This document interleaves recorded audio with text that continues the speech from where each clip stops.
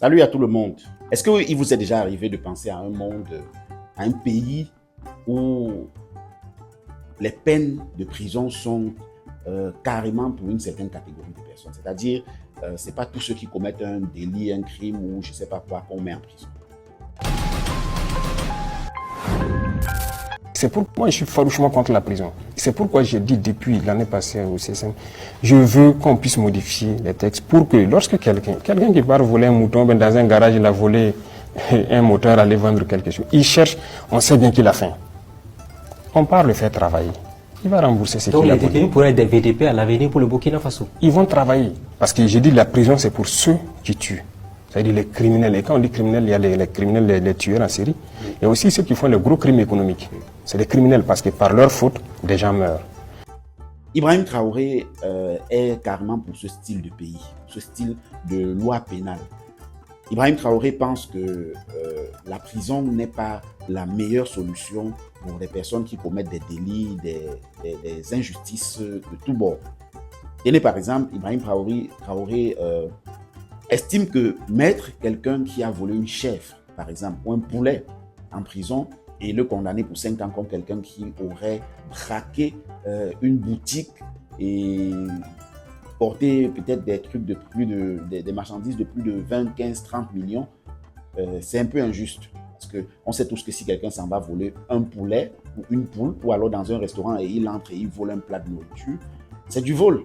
Mais généralement, dans nos tribunaux, on le pénalise pour 5 ans d'emprisonnement ferme, si c'est ce que la loi dit, 5 ans d'emprisonnement ferme, exactement comme celui qui aurait volé 50 millions de francs CFA, voilà, dans une boutique ou qui serait parti porter une voiture de 30-50 millions de francs CFA. Ibrahim Traoré pense que pour lui, les peines devraient être revues. Parce qu'un monsieur comme celui-là, on sent qu'il est allé prendre le poulet parce qu'il a faim. Donc du coup, aller le mettre en prison pour cela, ce serait en fait former un vrai brigand. Hein, et ce serait très injuste, très injuste. Parce que s'il a faim et qu'il s'en va voler à manger directement, il faut qu'on le punisse à la hauteur de ce qu'il a fait. Donc, on peut le faire travailler, faire des travaux d'intérêt généraux. Un poulet, c'est 5 000 francs ou peut-être 10 000 francs, en fonction de votre pays, quoi. Mais si quelqu'un vole un poulet, pourquoi le pénaliser de 5 ans de prison plus des amendes des fois? Non. Ibrahim Traoré pense que pour cela, pour ce cas particulier, on peut demander au monsieur de venir travailler peut-être si on l'a arrêté, on lui demande de travailler peut-être pour le gouvernement, il va nettoyer les routes pendant une semaine, pendant 3-4 jours, voilà, et il débouche les caniveaux, et ce genre de cas, il y en aura pêle-mêle.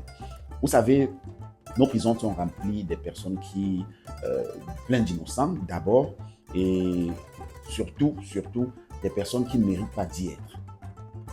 A contrario, les personnes qui détournent des millions, des milliards, comme on en a plein dans nos pays africains, les personnes qui détournent des milliards devraient être, elles, vraiment punies. Elles devraient faire la prison. Mais Ibrahim Traoré pense que ces personnes-là devraient d'abord, le premier processus devrait être le remboursement.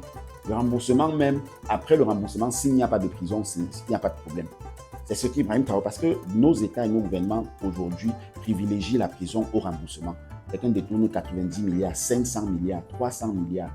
Mais la peine qu'il a, c'est la peine de prison. Il fait 5, 10 ans de prison, après il va ressortir. Et il est milliardaire. Pourtant, Ibrahim Traoré pense que normalement, ce genre de cas, quand il détourne, on le récupère, il rembourse, on le traque jusqu'à ce qu'il rembourse tout, parce qu'il ne peut pas avoir dépensé 300 milliards.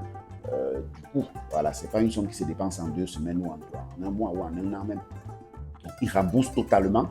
S'il a remboursé la totalité, on peut le faire aussi faire des travaux d'intérêt généraux, par exemple, ou alors on peut l'emprisonner pour quelques semaines, quelques mois. Ce genre de traitement favorise beaucoup de choses. Par exemple, ça va limiter les dépenses carcérales. Vous savez, quand les prisons sont pleines, c'est l'argent du contribuable qui est en train de s'en aller. On nourrit des gens qui ont fait de la peine à l'humanité, bien à la nation. Quelqu'un qui a tué se retrouve nourri par l'argent du contribuable. Pourtant, il devrait être sanctionné. On ne dit pas qu'on ne devrait pas les nourrir, mais il faut diminuer la population carcérale afin de réduire et d'épargner un certain budget qui pourrait aider pour l'amélioration des conditions de vie des populations africaines. Ibrahim Traoré n'est-il pas un visionnaire dans ce sens-là? Dites-nous ce que vous en pensez en commentaire. Ibrahim Traoré pense que les prisons devraient être revues. On doit revoir la façon de punir, la façon de donner des sanctions aux personnes qui ont commis des délits, des meurtres, des crimes.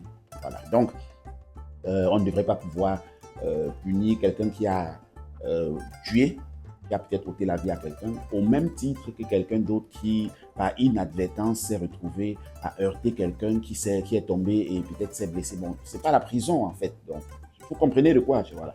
C'est ça. Et c'est une situation plutôt quotidienne.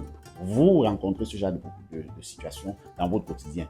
Des personnes qui commettent un acte et 2 jours après, une autre personne qui commet un acte comparable, mais généralement, selon les circonstances, les réactions de votre part ne sont pas les mêmes. Donc, est-ce qu'Ibrahim Traoré a raison? Dites-le nous en commentaire. Est-ce que vous pensez qu'il fait tout un flop? Est-ce que... Voilà, dites-nous en commentaire.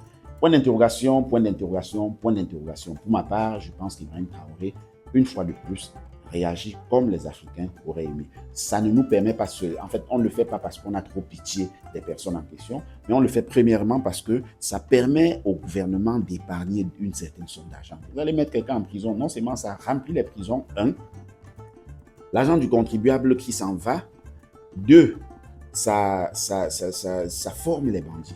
Vous allez prendre quelqu'un qui avait faim, un chrétien, j'utilise le mot chrétien pour vous dire peut-être quelqu'un qui vraiment que pour lui le vol est dangereux, réprimé par la loi et par sa religion, qui a peur de Dieu, qui a la crainte de Dieu.